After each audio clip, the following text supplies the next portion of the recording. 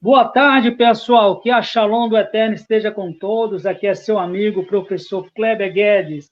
É uma alegria poder mais uma vez estar aqui juntinho com você, para junto a gente aprimorar, evoluir um pouco mais no conhecimento a respeito do Deus da Bíblia e a respeito da Bíblia, cuja é nossa regra de fé e conduta. Hoje, mais uma vez, está aqui nosso nobre amigo, professor Leonardo Andrade, e está aqui hoje para tratar de um assunto muito interessante, um assunto polêmico.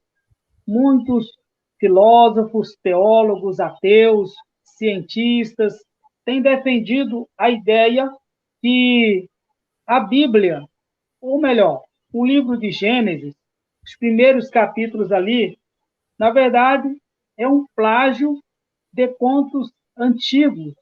Seria isso verdade? Será que, de fato, essas narrativas são plágio ou não?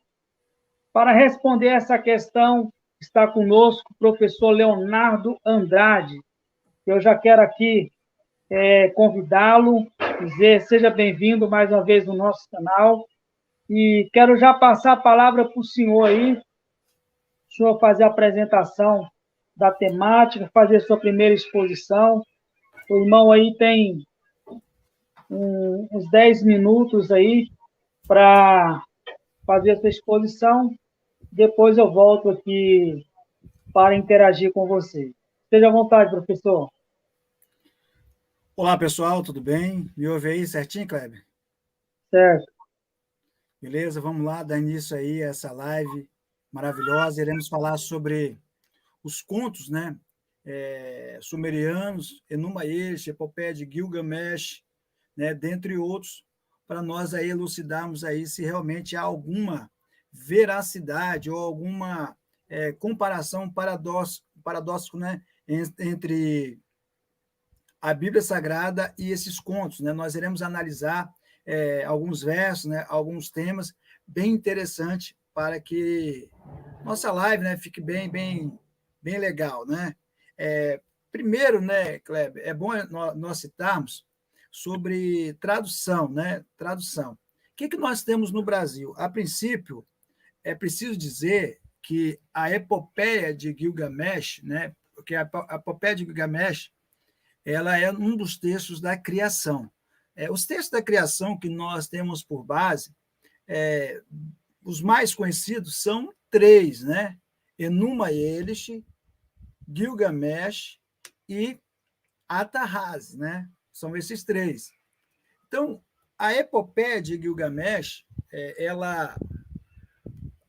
a tradução mais conhecida que nós temos dela é de N.K. Sanders, tá? N.K. Sanders. Aqui no Brasil, ela foi publicada pela Martins Fontes, né, no ano de 1992. Essa mulher, né, ela nunca foi acadêmico de universidade, tá? Nunca foi acadêmico de universidade.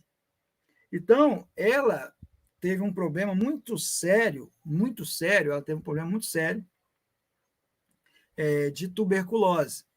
E esse problema de tuberculose ocasionou nela uma dificuldade extrema, uma dificuldade muito grande na hora de fazer suas traduções. Sendo assim, ela acarretou em possíveis e grandes erros no seu processo de tradução. Tá? Isso é o que nós iremos provar aqui. Tá? Então, na epopeia de Gilgamesh, tá? Tem muitas contradições. Então, se você pegar as comparações entre a epopeia de Gilgamesh e o livro do Gênesis, né, na descrição principalmente da criação do homem, comparando com Adão bíblico, né, possui semelhanças superficiais. Porém, as diferenças são gritantes. Então, existe mais diferença do que alguma semelhança. Né? Isso a gente vai ver aqui, nós veremos aqui, né? A versão de Gilgamesh que circula na internet, né, diferente, ela está totalmente deturpada e ela é bem diferente do texto real, isso mesmo. Ela é bem diferente do texto real. E isso eu vou provar para vocês hoje. Eu falei em outra live, né, sobre a primeira grande diferença. A primeira grande diferença fundamental é que na narrativa de Gilgamesh, Enkidu não foi o primeiro homem a vir à existência, isso mesmo. Pois, segundo a genealogia da lista dos reis da Suméria, um antigo texto sumério, datado da Idade do Bronze aproximadamente, Gilgamesh foi o quinto monarca da primeira dinastia pós-diluviana de Uruk. Gilgamesh é descrito como sendo um semideus dotado de força sobre-humana. Ele era superior a outros semideuses, por ser 2/3 Deus e 1/3 homem. Ou seja, Enkidu não foi criado como sendo o primeiro homem, ao contrário do Gênesis, onde Adão, sim, foi o primeiro homem a ser criado. Então, logo de cara, você vê uma diferença gritante entre o relato da criação do primeiro homem, do Gênesis, né, e o relato de Enkidu, que não foi o primeiro homem. Tá? Em Gilgamesh, diz, Aruru pegou a argila e jogou no deserto, criando Enkidu, nascido do silêncio. Ele tinha uma cabeça cheia de cabelo, como uma mulher, usava uma roupa como um sumucã, comeu gramíneas como as gazelas, não lembra nem de longe a descrição do Gênesis. Então, você vai ver que essa descrição aí, que Aruru pegou a argila, jogou no deserto, criou Enkidu, nascido do silêncio, ele tinha uma cabeça cheia de cabelo, como uma mulher, usava roupa como sumucã, comeu gramíneas como gazela. Então, olha a diferença que tem do livro de Gênesis. Então, eu não sei aonde que está esses pseudos professores que dizem que Gênesis é uma criação da epopeia de Gilgamesh. O Enuma Elish nós vamos ver mais à frente. Então, aqui em Enkidu, nas representações artísticas, a Suméria é representada como sendo metade touro, metade humano. Enkidu, todas as vezes que você vê alguma foto de Enkidu, você vai ver ele metade touro, metade homem. Metade touro, metade homem, né? Então, é bem diferente do Adão, porque o Adão não era assim, tá? Então, essa versão que circula na internet, ela abre propriedade para nós fazermos conexões errôneas, tá? Errôneas. Ou seja, não diz em momento algum que ele era inocente a respeito do homem e nada conhecia do cultivo da terra. O texto real é completamente diferente. Então, aqui já fica evidente duas narrativas completamente diferentes. De um lado, Gilgamesh diz apenas que era uma pessoa inocente, que comia grama como as gazelas. Já em Gênesis, diz completamente o oposto. Diz que Adão possuía todas as árvores com semente e que dão fruto, e todos os animais da terra estariam sujeitos ao homem, mantimento e nada de comer capim, né? Então, você vê que a diferença é gritante, pessoal, é gritante. Aí são vários aspectos entre um e outro, que eu poderia citar aqui, mas eu vou falar por alto para a gente não ficar muito extenso. Outra passagem que não lembra nem de longe Gilgamesh, mas que suporta seu poder sobre as pessoas como um touro selvagem. O que ela não parava de dizer, achado graça com ele, torna-se consciente de si mesmo, porque essa referência, aí você pensa assim, por que essa referência a boi selvagem? Porque Enkidu é representado na mitologia como sendo um semideus, metade humano, metade boi, com chifres, e que vivia comendo capim com os animais do campo. Nada, repito, nada que se aproxime do Adão do livro do Gênesis. Então, você vê a total discrepância entre um e outro aí, pessoal. Enkidu, já na cidade de Uruk, enfrenta o rei Gilgamesh em um combate.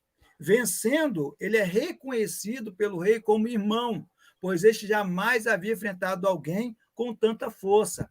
Formou, então, uma grande amizade que protagonizou grandes aventuras e tragédias ao longo da epopeia de Gilgamesh. Então, olha a grande diferença, pessoal. Olha a grande diferença entre um e outro, né? Se você pegar no relato do dilúvio, né?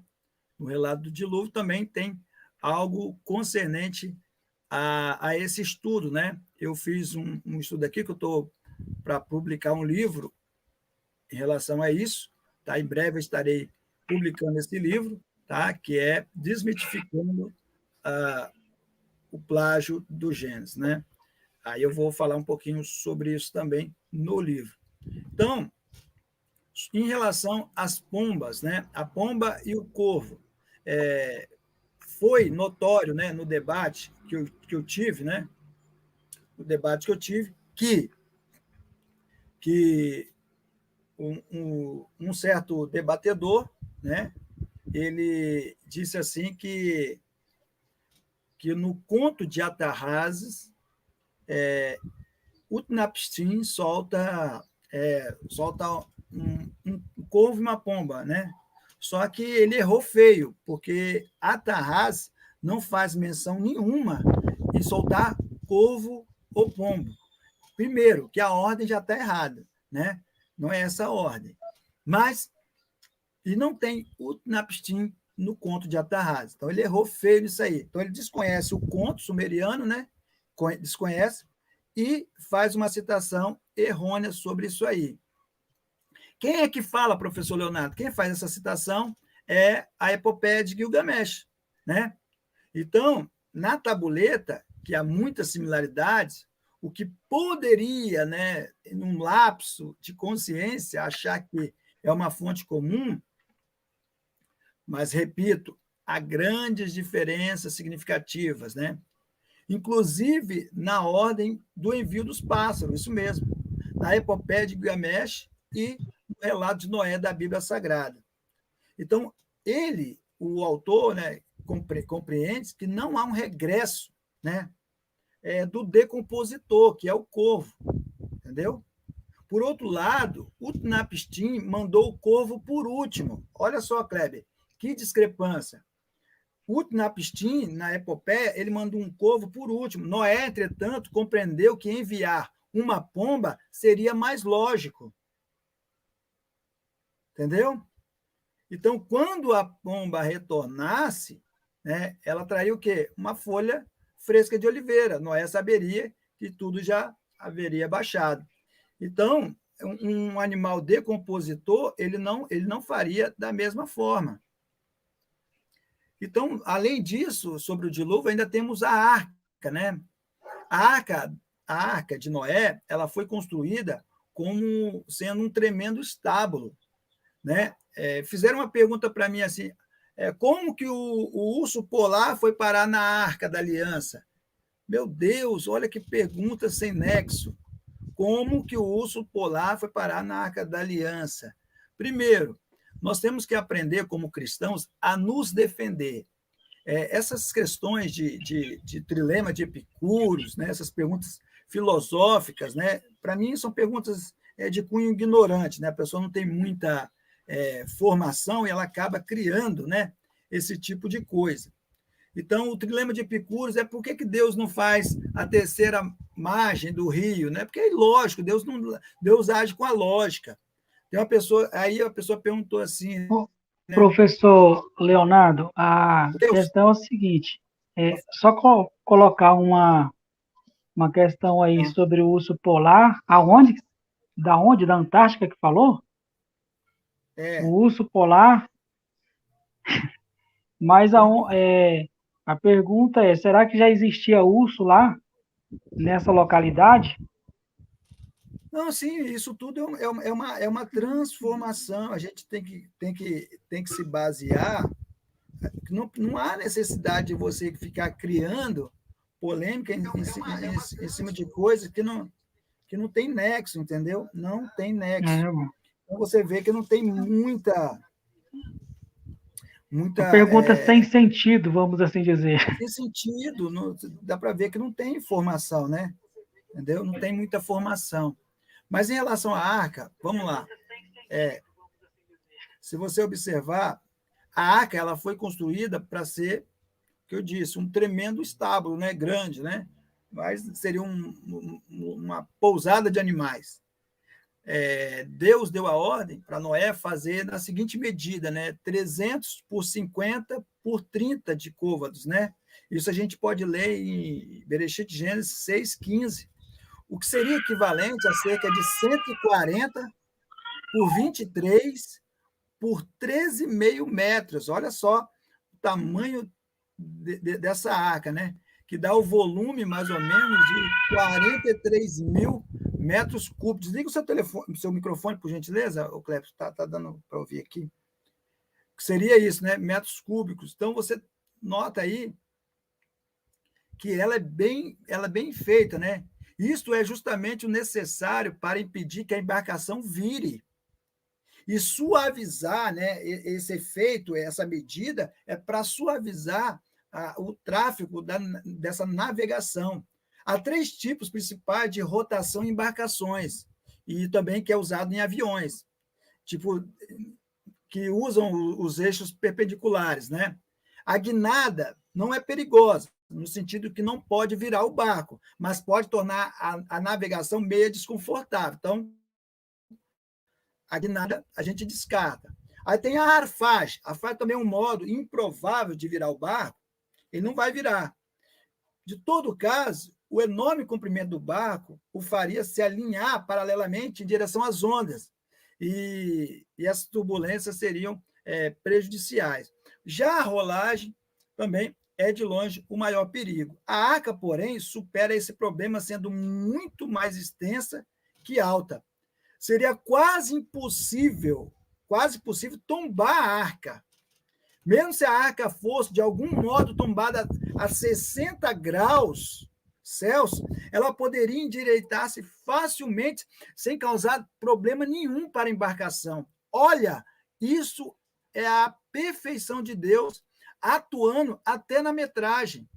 Então, para os ateus que não acreditam em Deus, até na metragem, Deus foi Deus e ele usou, né, a sua qualificação, a sua qualidade de ser supremo, poderoso, para fazer com que, mesmo em 60 graus, a arca não virasse, né? E já em contraste, a arca de Utnapishtim, ela não era igual a de Noé, ela era um grande cubo. Então, é difícil você pensar num design mais apropriado para esse tipo de embarcação, né? Então, ela rolaria em todas as direções, mesmo com o menor distúrbio, assim, uma onda mais improvável, mais tranquila, uma marolinha, né? Faria com que a arca de Utnapishtim ali tombasse. Então, aqui já cai por terra todas as falácias em relação à comparação de Gilgamesh com o livro do Gênesis. Então, não há comparação nenhuma. Tá, pessoal? Não há comparação nenhuma. Então, você tem ali, Gilgamesh, só para encerrar e já entrar no Maieles. Então, o boato que se espalha na internet, que os poemas, né, mesopotâmicos, né, eles são a influência para a composição dos relatos da Bíblia. E eu vou provar totalmente o contrário, né? No ano de 1849, foi descoberto diversos tablets, né, ou tabletes de argila com inscrições de cunho cuneiforme, de escrita sumeriana, tá? Sendo uma das primeiras civilizações a surgir. Então, nós temos ali a epopeia de Gilgamesh, né, foi achada.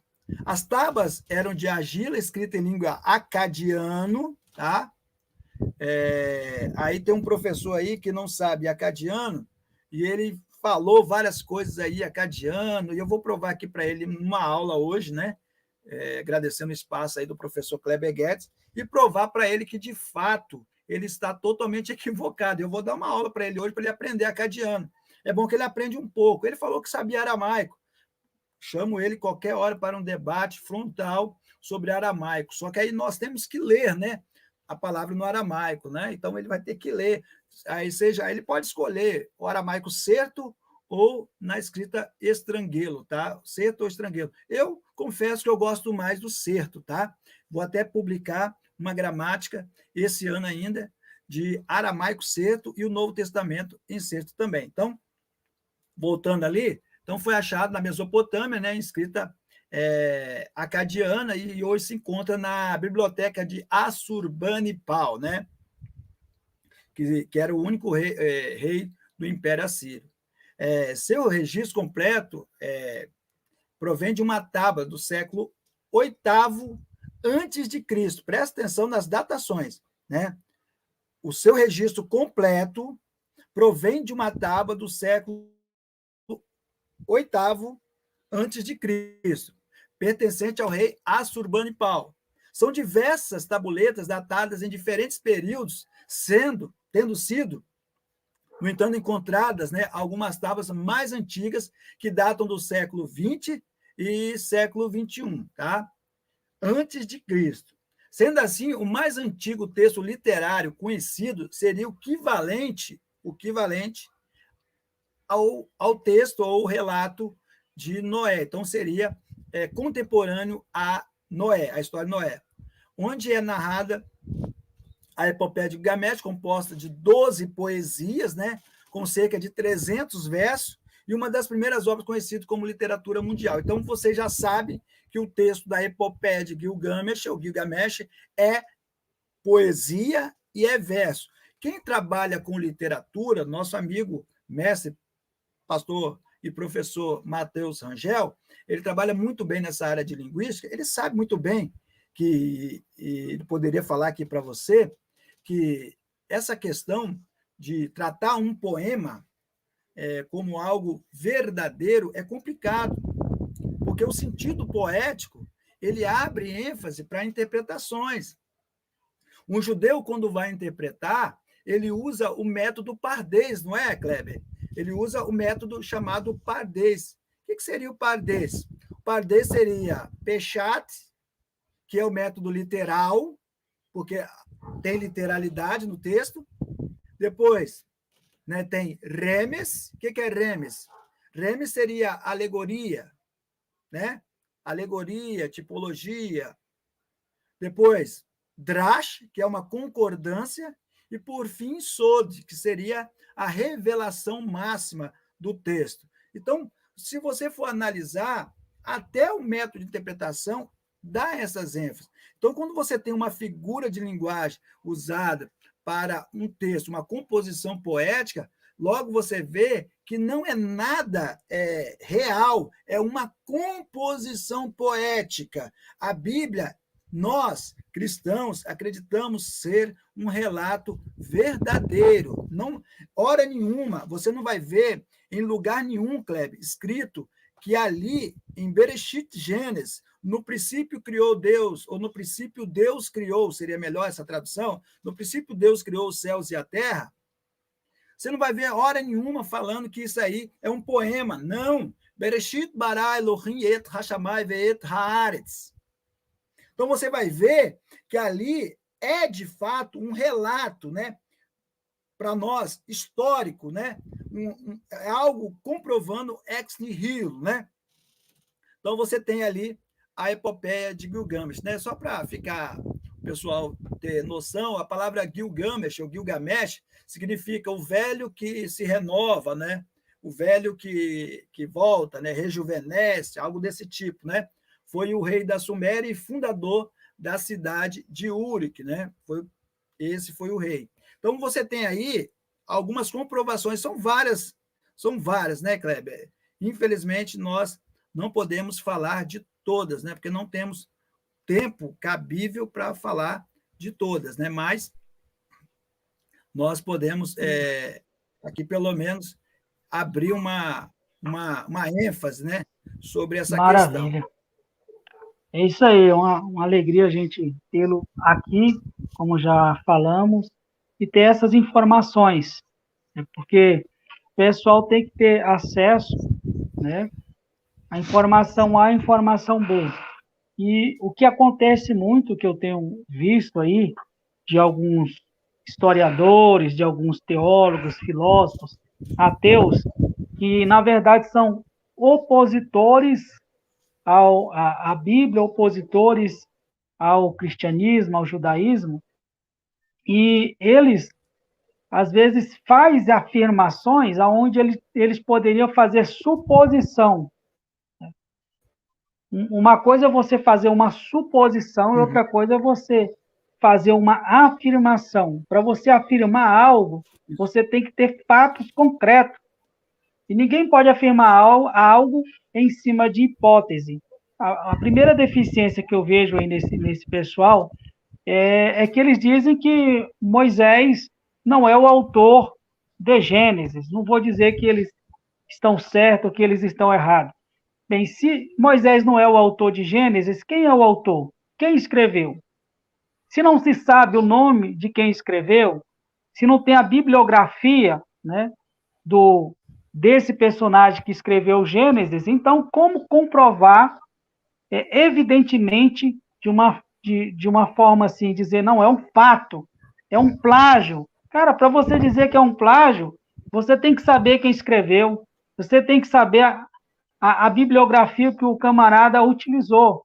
E não se tem como saber disso, pelo menos esse pessoal não apresenta. O que eu vejo eles apresentarem são hipóteses. Ah, é semelhante. Ah, é parecido. Ah, é porque é semelhante, é parecido.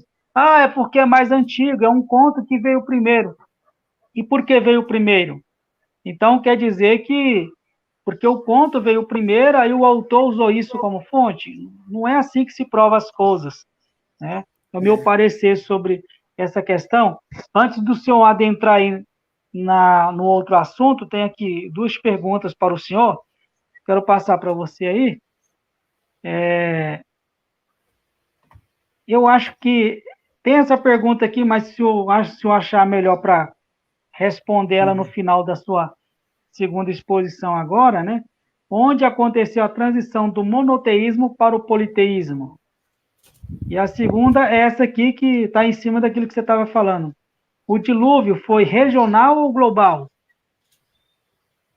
Então, essa questão do monoteísmo aí, nós podemos fazer uma live só falando sobre a questão do monoteísmo, né? Porque o assunto não seria monoteísmo. Então, a gente vai tirar o foco totalmente, né? Então, tem várias... seria até bom você marcar, porque eu posso apresentar aqui algumas linhas de Israel Finkelstein, de Amihai, que são arqueólogos conhecidos, e também de Thomas Homer, né? Sobre a questão de Kitlet Ajerut, né? Que fala sobre o achado encontrado de Azerá, né? A esposa de Yahvé, né?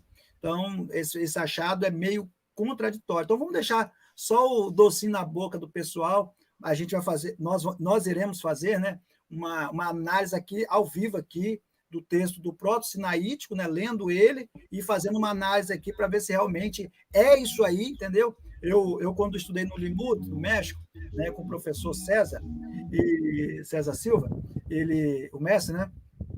Eu estudei com Thomas Homer, e ele falou isso aí, né? E eu fiz um estudo aqui, um tratado totalmente diversificando, né? Claro que é um grande autor, Thomas Homer, para mim é um grande autor, um dos melhores do mundo, né? A obra dele, A Origem de Yahvé, para mim é fenomenal, né? Então, isso aí, a gente faz uma live só sobre isso aí. Tem outra? Tem outra? Sim, responde a segunda aí.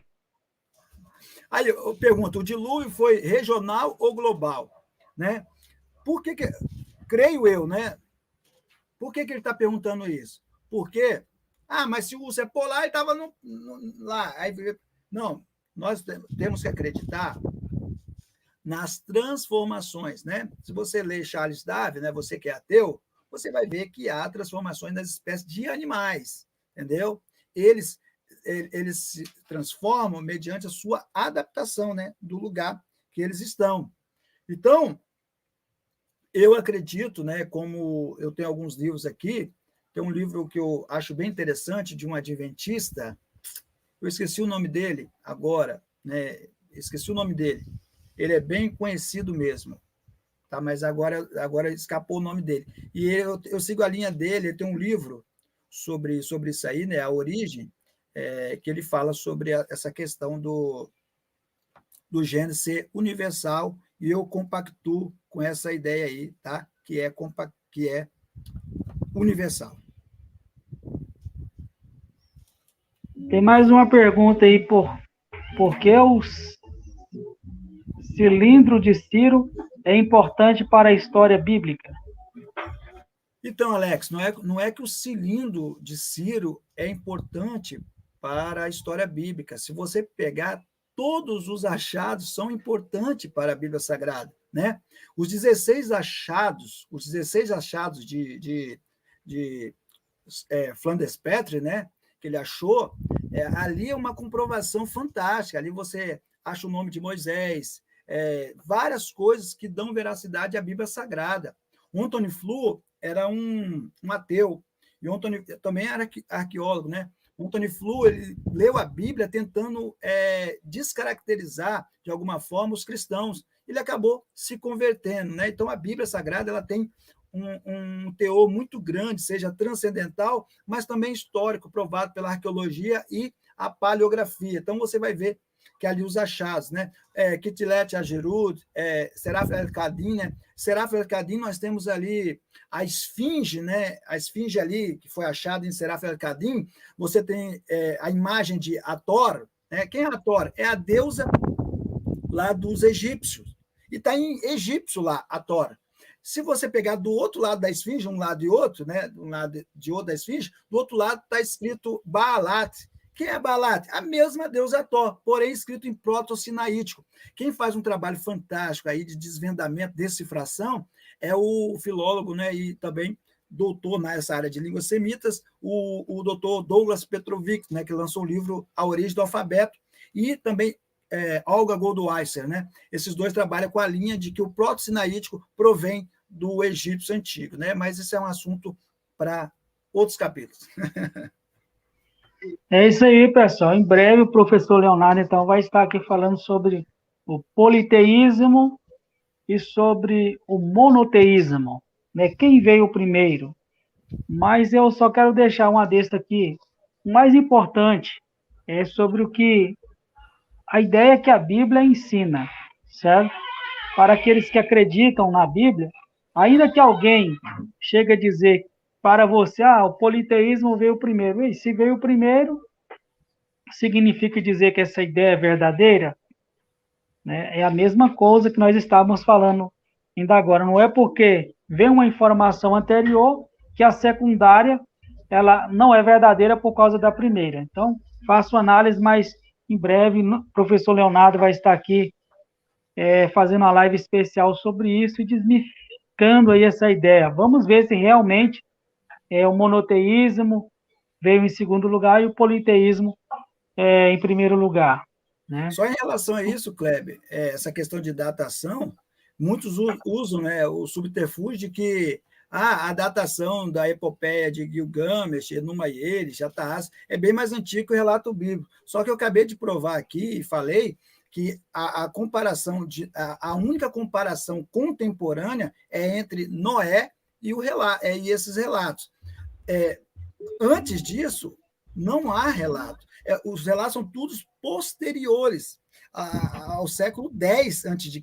Então, é bem mais antigo que a Bíblia. Se você falar que a Bíblia foi elaborada no século VIII, mesmo assim, a Bíblia antes de Cristo, né? É bem mais antigo que isso aí. Então, não tem como, ganha de todos. Então, o único relato que você tem do Gênesis mais antigo seria propriamente o relato da Bíblia. E sem falar, né, que nós temos a Torá, ela é dividida em dois, né? Torá Shebihitav, né? O que é Torá Shebihitav? Torá Shebihitav é a Torá escrita, é aquilo que você lê. Mas nós temos o quê? Torá Shebelpê. O que é Torá Shebelpê? A Torá oral, aquilo que foi passado de pai para filho. No ano 100, o rabino Hanassi, me ajuda aí, se eu esquecer, hein, Cleber. Hanassi, o príncipe, ele pega as composições de todos os relatos da Torá oral e coloca em um livro. Então, você vai ver ali relatos no Pirkei Avot, né?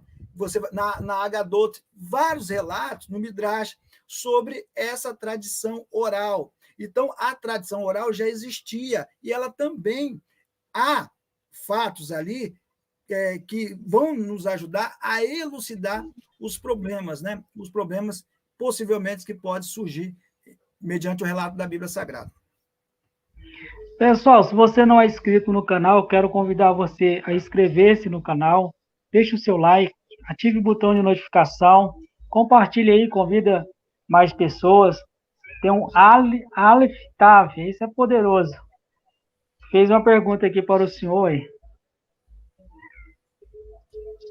Vê se o senhor consegue ler isso. O senhor pode ler, pode responder. Uma vez que não se pode provar que a Bíblia é um plágio, mas sobre a questão de uma readaptação, existe algum grau de possibilidade de ter tido influência na Bíblia referente aos contos sumerianos? Olha só, em outros textos, em outras bases, eu acredito que sim, pode haver sim um encontro, né? A gente chama encontro etiológico, né? O que é um encontro etiológico? Encontro etiológico é o encontro da cultura, né? Você encontra um com o outro. Porém, no relato do Gênesis, Giovanni, do Aleph Tav, um abraço, Giovanni, um grande conhecedor da língua hebraica, um dos mestres do Brasil aí, tá, pessoal? E dificilmente você vai ter algo comparativo. É interessante que aí você tem, né, Bereshit Gênesis, né, como o Giovanni conhece bem. Bereshit bara Elohim et hashamai ve'et haaretz, né? Aí você vê, ve haaretz haetá tohu vavohu. Tohu vavohu. Aí as pessoas vão dizer o quê? Que tohu vavohu, tohu tem a ver com Tiamat, ou Terron, né? Acho que é Terron que eles colocam como Tiamat. Mas se você vê a estrutura semântica, a estrutura silábica, a estrutura consonantal, a estrutura vocálica, não tem nada a ver, é impossível. Nenhum filólogo vai afirmar tal sandice. Então, você afirmar que Terron tem a ver com Tiamat, né? Tiamat, a deusa das águas salgadas, né? Você está totalmente equivocado, você está fora do senso comum, né? Fora do seu equilíbrio. Então, não pode afirmar isso, tá bom? Você não pode afirmar algo desse tipo, né? Pode falar, Cleber. Está desligado seu microfone. Maravilha, professor. Você pode fazer aí a segunda exposição? Vamos lá. O que o senhor ia fazer? Vamos lá. Então, aí você tem a epopeia de Gilgamesh, né?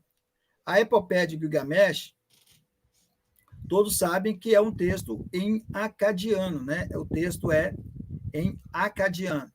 Aí você tem toda a estrutura dela, mas a gente vai falar desde o começo, né? Aí depois eu dou uma aulinha para o professor Frágil Sabido acerca do que é realmente acadiano, né? Porque ele não sabe, né? A epopeia babilônica, né? Chamada epopeia babilônica, né? Da criação, chamada de Enuma e Elis, ela é dividida em 7 tabuinhas, tá? Que é dividida em 115 a 170 linhas de comprimento. Tá? Ela era sempre recitada no Festival do Ano Novo na Babilônia. Então, sempre fazendo menção ao sucesso, né, do deus herói Marduk, né? E também da cidade do próprio deus Marduk, que é a Babilônia, né? Então, eles faziam esse tipo de menção, né? O estilo literário, né? O estilo literário, ele é um estilo diferente, né, dos nossos recursos de figura linguística, poética e poema, né? Então, ele usa uma variação extensa de palavras com palavras literárias que normalmente não são muito frequentes. Isso é característico de poesia. Ó, de novo, outra poesia. Diferente do livro do Gênesis, que ele tem uma dinâmica redacional perfeita, perfeita para a luz, né, do sentido de narrativa. Então, você vê que, logo, pelo estilo literário, você vê totalmente uma diferença gritante. Então, você afirmar que há uma coincidência já é o conto do vigário. Então, o texto é construído a partir de versos de 2 linhas, né? Unidade de frase, que a gente chama. Um conceito dessa forma usada de 2 linhas é dístir, né? Que do grego seria di, né? E stikos, né? Verso, né? 2 versos. Então, os 2 membros mantêm uma relação que poderia chamar de rima em um sentido abstrato, ou no sentido abstrato, em um nível significativo. Então, se tem rima, é poema, é poesia. Então, mais uma vez, eu estou provando aqui que não tem nada a ver e colocando em xeque a teoria falsa, né, desses pseudo-teólogos e também ateus. Né? Ateus, eu nunca vi ateus ter teologia. Tem ateu aí que conhece mais a Bíblia porque está tão interessado.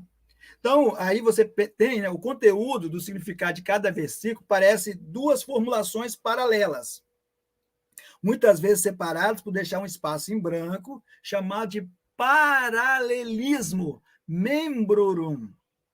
Tá? Então, você tem aí toda uma composição, tá? Uma composição de estilo poético. Né? Aí você tem, quando acima do céu não foi nomeado, nem abaixo da terra pronunciado pelo nome. Então, um método do sentido estrito em que a literatura grega e latina é composta, né, grupo de sílabas longas e curtas, não foi usado nesse texto, mas uma linha frequente em 3 a 4, raramente 5 acentos de tempos. Então, isso vai fazer o quê, professor? Isso vai desqualificar a comparação entre o livro do Gênesis, seja ele na Septuaginta ou no texto em hebraico da B19, Stuttgartense, sei lá o que você tem aí desse texto. Então, você vai ver que é totalmente diferente, né, pessoal? Totalmente diferente. Aqui, sobre Tiamat, né, no época da criação, Tiamat é o primeiro ser primevo, o caos primevo, uma espécie de criatura divina primordial que existia antes da criação dos deuses. Então, ela existia antes da criação dos deuses. Então, não era Deus, propriamente. Então, tipo assim, se você vai falar que Terron é um comparativo com Tiamat, você está errando, porque Terron não é um ser pessoal, não é algo relacionado para com Deus. Então, não pode fazer esse tipo de comparação. Tiamat é um ser pessoal na epopeia no conto de Enuma Elish.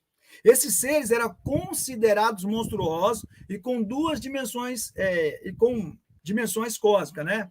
Em acadiano, Tiamat significa mar e é usado para o sentido de mar inferior, né? E o mar Mediterrâneo como mar superior, né? É tipo inferior e superior em relação ao curso do rio Eufrates e também do rio Tigres. Tiamat é uma personificação feminina, tá? De mar ou água do mar. Ela aparece também em outros contos, tá?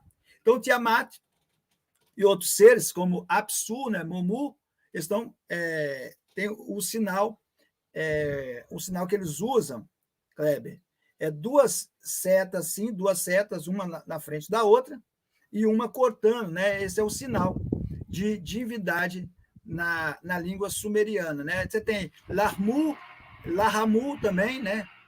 Todos esses. Você tem Anshar e Kishar, todas as citações. Então, para a gente abreviar um pouco essa citação, vamos falar um pouquinho sobre a composição linguística, morfológica, sintática do texto do Enuma Elish. O Enuma Elish, o primeiro verso que eu corrigi do suposto professor, na verdade, pseudo-professor, em relação ao acadiano, é um pseudo-professor. Por que eu estou dizendo isso? Porque ele colocou um texto lá, fora totalmente, ele estava lendo da direita para a esquerda, eu tenho uma dificuldade entre direita e esquerda. Tá? Quem me ajudou nessa nessa solução foi um amigo aí, meu mestre, professor Euler, ele está lendo da direita para a esquerda. Porque o acadiano, meu amigo, não se lê da direita para a esquerda, pseudo professor, frágil sabido. Aprenda a ler ou aprenda a dizer, eu não sei. Fala isso.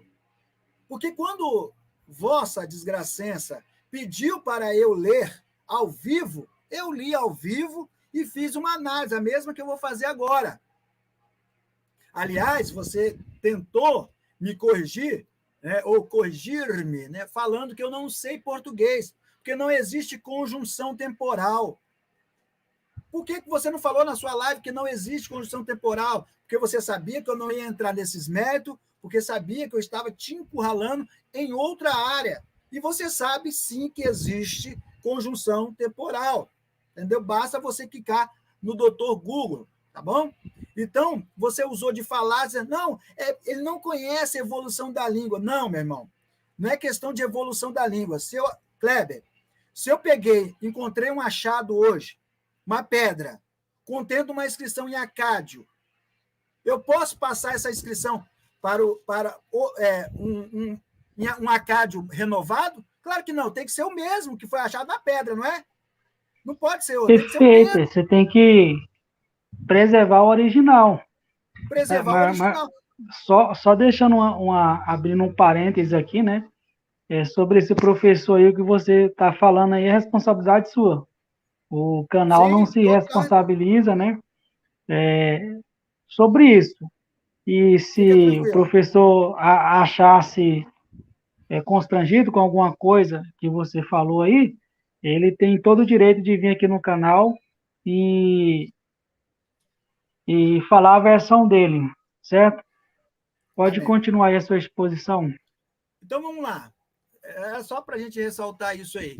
Então, você tem o texto do Enuma Elish, né? Que eu corrigi do pseudo professor. Aí você tem Enuma Elish lá, Nabu Shamamu. O que significa isso, professor Leonardo? Eu não sei isso, não. Enuma Elish lá, Nabu Shamamu, significa quando acima do céu ainda não foi nomeado, ou não foi nomeado, né? O que é essa palavra enuma? Enuma é uma conjunção temporal da palavra quando, que também pode ser inumar ou inu apenas. Né? Então, você tem aí. Eu fiz um vídeo, né? Não foi uma live, um vídeo, provando acerca das terminações em acadiano, mas depois eu vou falar sobre isso. Você tem também a palavra elish. O que é elish? Ou elish, né? É um advérbio formado com a desinência ish, associado com a palavra elu. A palavra elu é como um verbo, tipo assim, estar alto. Estar alto. Com um adjetivo alto, né? Lá é um advérbio de negação, significa não. Aqui acompanhado ao verbo na forma estativa. Nabu ou nabiu é um verbo na conjunção estativa, tipo ser nomeado, aqui na terceira pessoa do singular. Ou foi nomeado. Que, por acaso, é idêntico ao infinitivo no português. Chamamu é uma forma literária do plural chamaú ou chamu, que significa céu e céu. Então, você vai ver que as composições, aí você tem Bereshit, que é uma preposição, né? B, formada ali com Reshit, Bereshit bará, verbo, depois você tem o substantivo, aonde que tem as mesmas colocações verbais, morfológicas e sintáticas em um texto com o outro, comparativo. Então, você vai ver que não há comparação, nem linguística, nem histórica, nem poética, nada que você possa comparar o texto de Enuma Elish, Gilgamesh, Atarrás com os textos e os relatos da Bíblia Sagrada. Tá? O segundo verso é Shaplish Am Matum Shumá Lazakrat. O que significa isso? E, abaixo da terra, não foi pronunciado pelo nome. Essa palavra Shaplish significa abaixo, É um advérbio formado com a desinência ish, de chaplu, sob, lado de baixo. Am, matum, é uma palavra literária, ela é rara, tá? Usada para terra, né? A desinência atum, atum é nominativa feminina, tá? Nominativa feminina. E por falar de atum, aí você tem o M é o sufixo ou terminação para o nominativo. AM para o acusativo. Im para o genitivo. Só que no plural, não vai ser im. Eu falei no plural lá no meu texto. Vai ser i. E ele tentou me corrigir. Ele tentou me corrigir no acadiano, coisa que ele não soube ler e correu. É complicado, né? Mas vamos lá. Então, matum seria o nominativo feminino, né? Então, a palavra feminina, nominativo, ela é sempre o sujeito, né? Chamar é o caso acusativo para a palavra chamu, o nome, né? E também é o objeto dessa frase, tá? Zakrat é uma forma estativa do verbo também, tá bom? De zakarum ou zakarum, falar, no sentido estático, traduzido como passivo, tá? É pronunciado, e pronunciado. A forma do verbo ela está na terceira pessoa feminina, porque o sujeito terra também é feminino. Em acadiano, as conjunções verbais discriminam entre masculino e feminino. Só abrindo uma ênfase, brevemente, né? Eu estarei fazendo, já está em acordo, né, com a fonte editorial para nós publicarmos uma gramática de acadiano, tá? A minha gramática de aramaico já está lá, mas também nós iremos lançar uma gramática de acadiano, tá bom?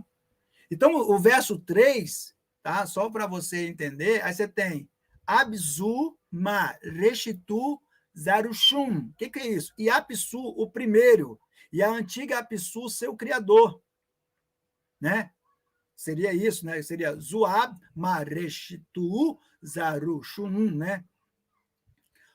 Aí você tem o logograma Zuav, ou Zuab, né? Que em sumeriano é Abzu, que em acadiano é Apsu. Vou repetir, porque algumas pessoas fazem confusão entre sumeriano e acadiano.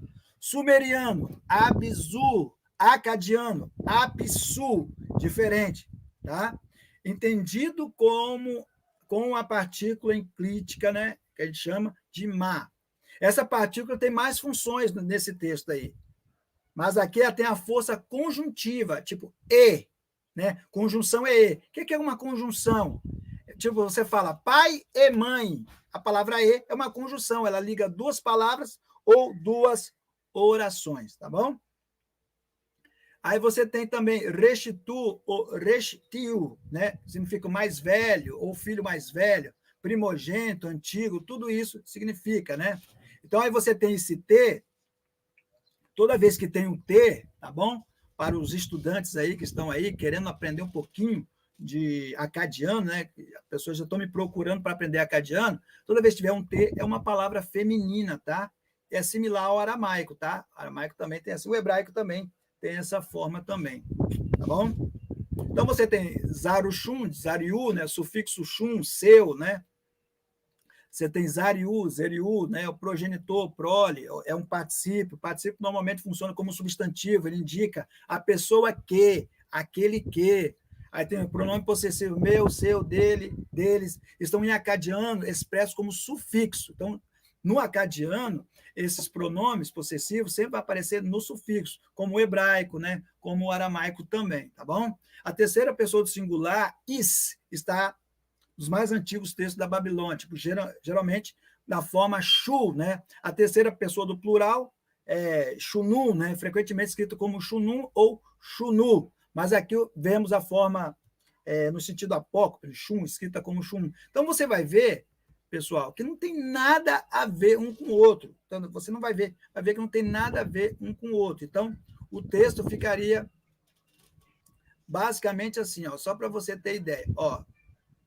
Enuma Yelish lá, Nabu, Shamamu. Quando acima do céu ainda não foi nomeado. Aí você tem Shaplish, Amatum, Shumula, Zakrat. Aí tem, e embaixo da terra não foi pronunciado pelo nome. Aí você tem Abzu, Ma, Reshitu, Zarushum, e Apsu, o primeiro e a antiga Apsu, seu criador. Beleza. Aí você tem Bereshit bara Elohim et Hashamai ve'et Hatz. Ve'hatz haitá torro vavor ve'rosh al pnei terron veru Elohim merahef al pnei hamaim. Aí você tem Vaiomer Elohim Ehior vaehior. Qual a proximidade?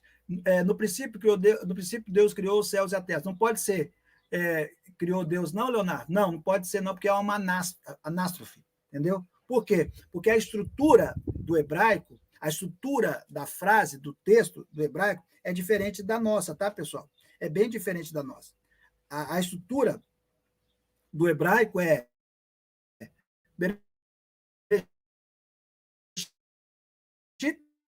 bará. Está cortando aí seu a nossa áudio. é diferente. Está ouvindo agora? Oi? Sim, pode repetir que não deu para ouvir, não. Então, a última frase. O que eu chamo de anástrofe? Anástrofe é quando você muda a estrutura, entendeu? E quando você vai fazer o processo de tradução, você tem que colocar de acordo com as normas do português, com a estrutura da língua portuguesa. Então, não pode ser no princípio criou Deus, porque essa estrutura é hebraica, não é estrutura do português. Então, tem que ser no princípio Deus criou os céus e a terra. Beleza. Aí depois você tem e a terra era sem forma e vazia, havia trevas sobre a face do abismo, e o Espírito de Deus se movia sobre a face das águas. E disse Deus, haja luz e houve luz. Aonde está a conformidade textual, morfológica, sintática entre o texto que eu acabara de ler em acadiano e esse texto? Nenhuma. Então você vê, Kleber, que não há como você dizer que há uma comparação entre esses dois textos, entendeu? Não há uma comparação, tá bom? Então, você quer perguntar alguma coisa? Maravilha. Eu só vou colocar aqui a pergunta aqui, na Kisley. Você pode ler a pergunta e responder. Kisley é meu amigo de infância. Gostaria de saber qual é a origem dos sumerianos e qual o maior deus deles. Então, se você falar da origem dos sumerianos, eles são sumérios, né?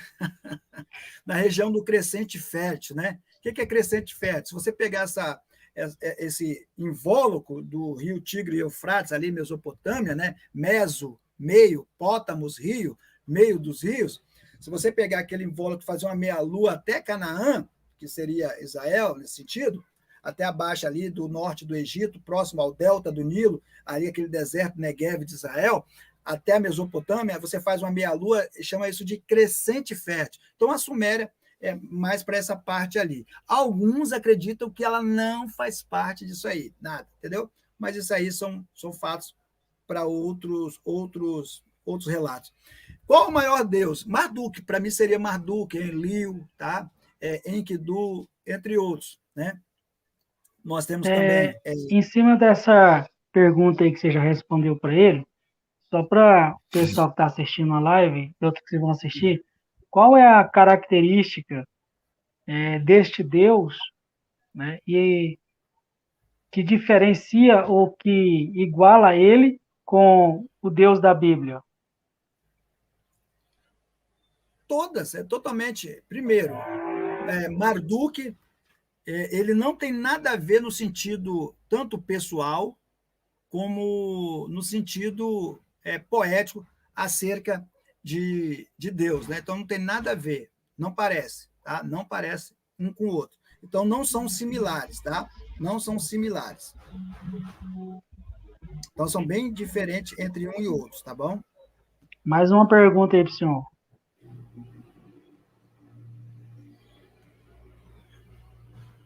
Ô, Kleber, dá só uma seguradinha aí no meu vídeo aí, que eu tenho que abrir a porta ali. Tranquilo. É isso aí, pessoal. Você que... Tira o meu vídeo, fazendo favor. Um momentinho. Isso. Tirei. Aí. É isso aí, povo de Deus. Você que não é inscrito no canal, inscreva-se no canal, ative o botão de notificação, compartilhe essa live com outras pessoas. O seu like é um meio de você ajudar o nosso canal. Este canal, ele tem o objetivo de dar oportunidade para as pessoas que desejam debater, talvez você quer debater um assunto teológico com uma pessoa, que nós promovemos debate, entrevistas também, fazemos entrevista como hoje aqui está acontecendo, e trazemos pessoas para fazer exposições sobre determinado assunto. Eu, particularmente, posto alguns estudos bíblicos aí, então tem muitos assuntos aí que você pode depois estar vendo, né? Sobre judaísmo, cristianismo, sobre a lei, sobre trindade, unicismo, unitarismo. Então, há uma diversidade de assuntos que você pode encontrar aí, debates escatológicos. Depois você dá uma olhadinha nos vídeos do canal e você, com certeza, vai poder ouvir outras pessoas aí que nós já entrevistamos, outras pessoas que participaram aí do nosso canal. Quero deixar aqui um abraço aí para o senhor Miranda também, que dá uma força para o nosso canal. Você pode procurar aí o canal do senhor Miranda, Desengrejado, no YouTube, inscrever-se no canal dele. Tem também meu amigo Ronaldo Lima, que dá uma assistência, uma força para a gente. Ronaldo Lima Oficial. Tem assuntos maravilhosos lá também no canal dele. Tá certo? E o canal do professor Leonardo Andrade. Vai lá, visita o canal dele, se inscreva e veja os conteúdos que ele tem lá. Não sei se o Leonardo já voltou. Só dar uma olhadinha aqui. Tamo aí de novo. Eu fui para a porta lá. E aí, vamos Esteja à continuar? vontade. Não sei se o senhor já está concluindo, se tem mais alguma coisa. Quer fazer essas considerações finais, esteja à vontade aí.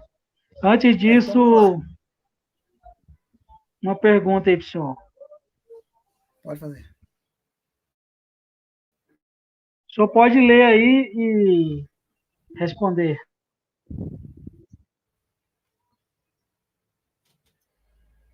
Boa tarde a todos, professor Leonardo. Nabucodonosor foi chamado pelo Altíssimo Pai Criador de servo.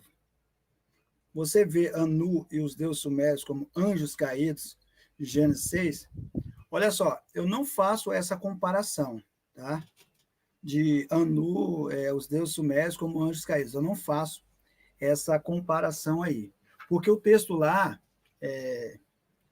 se você for observar a palavra usada para anjos lá, é a mesma que governantes poderosos, né? Pessoas da elite. Então, não tem nada a ver com anjo que caiu tal. E se você for fazer essa análise, você tem que fazer a análise do texto, do relato bíblico, né? Então, ele entra totalmente em dissonância, ele não vai entrar em acordo com os relatos bíblicos. Então, não vai ter como. Então, eu já fiz uma análise ali, acho que está no meu canal, tá? De Gênesis, acho que tem. Gênesis 6, se eu não fiz, eu vou fazer. Ali sobre, no hebraico, realmente, como é que é ali. Então, não entra... E quem era o deus Anu, né? Anu propriamente é um sufixo usado para todos os deuses, né? Il, né? Enlil, como nós temos Lil, né?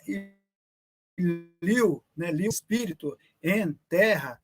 Então, nós temos tudo isso aí, essas propriedades aí linguísticas, tanto do acadiano, com o garítico, e também no proto-sinaítico, que a gente usa, também no hebraico. Então, eu não acredito nessa tese, não, tá bom? Tem mais uma pergunta.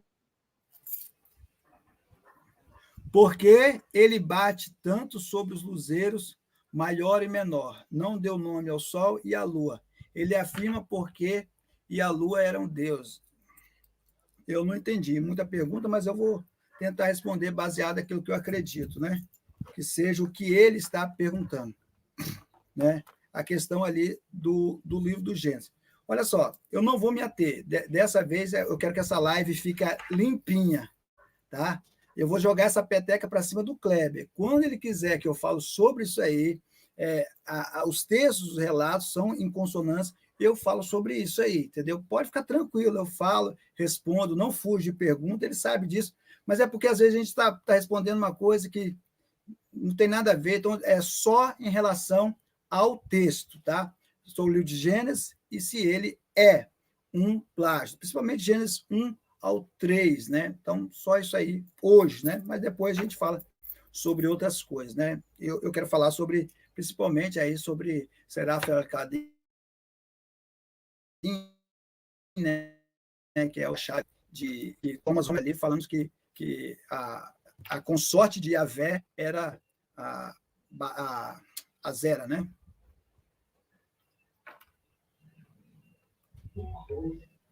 Mas o pessoal está perguntando se você indicar um livro sobre o assunto. Rapaz, eu não estou com ele aqui em cima. Eu estou aqui, tá tudo apertado aqui em cima.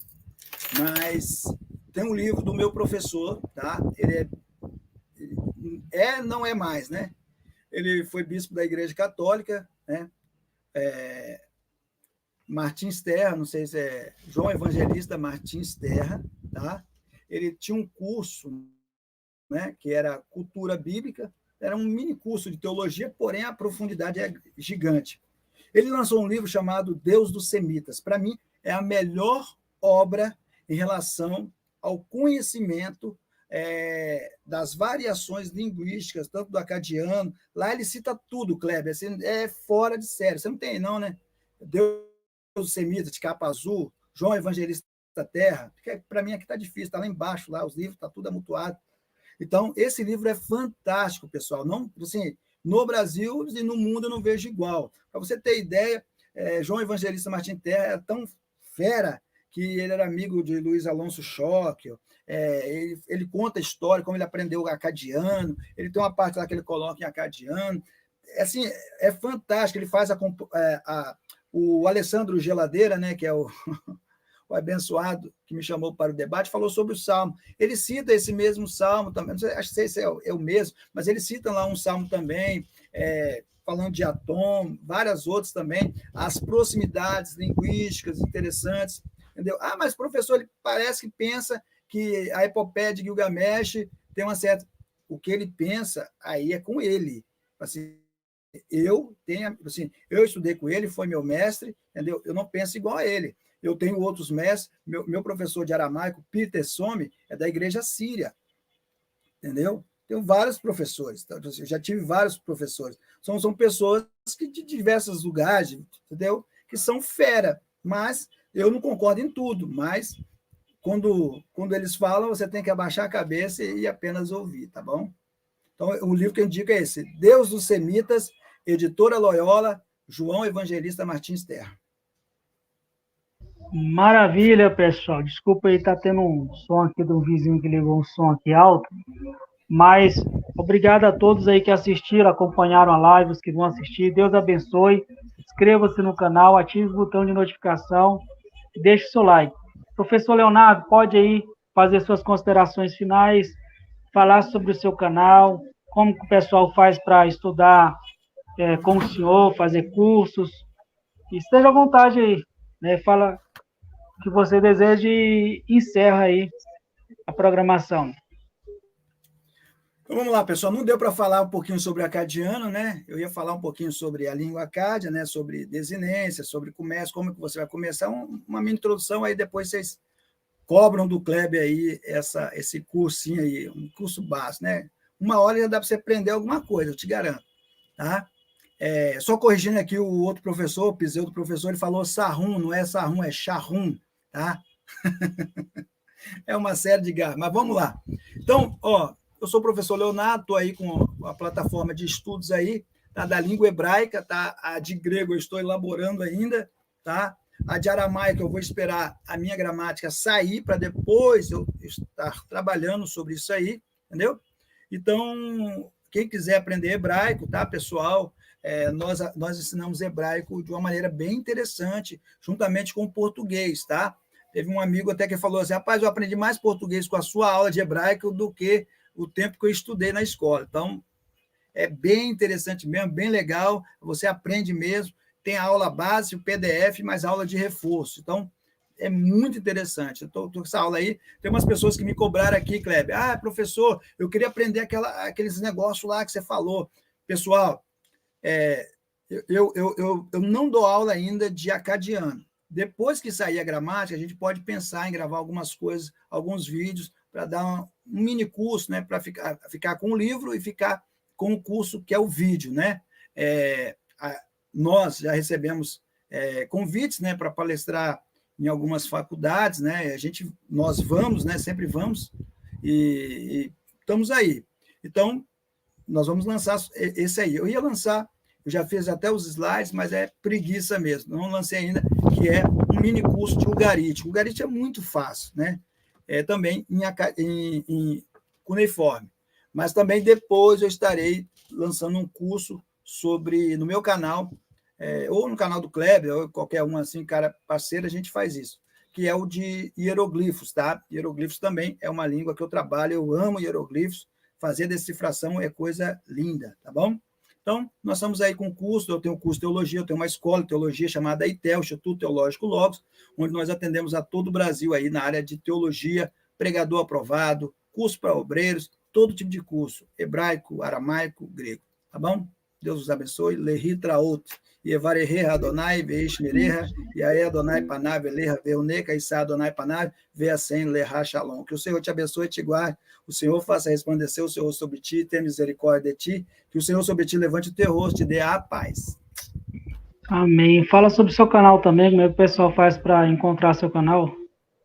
Meu canal é Professor Leonardo Andrade, se inscreva no meu canal lá, ajude lá a crescer um pouquinho aquele canal lá, tá? Entendeu? Tá em fase de desenvolvimento, tá bom, pessoal? Então, nós estamos com coisa nova, sempre postando vídeo, recortes aí, entendeu? Essa live aqui de hoje, nós iremos fazer bastante recorte aí, para vocês aí estudarem um pouquinho daquilo que é a profundidade da Bíblia Sagrada, tá bom? Então, Deus os abençoe. Quero mandar um abraço aqui para todos os amigos, um abraço especial Fagner, um abraço para Rosemary, um abraço para meu amigo, né, que mandou, que é o Beit, né? Beit, no último debate, falou: manda um abraço para mim. Eu esqueci, Beit.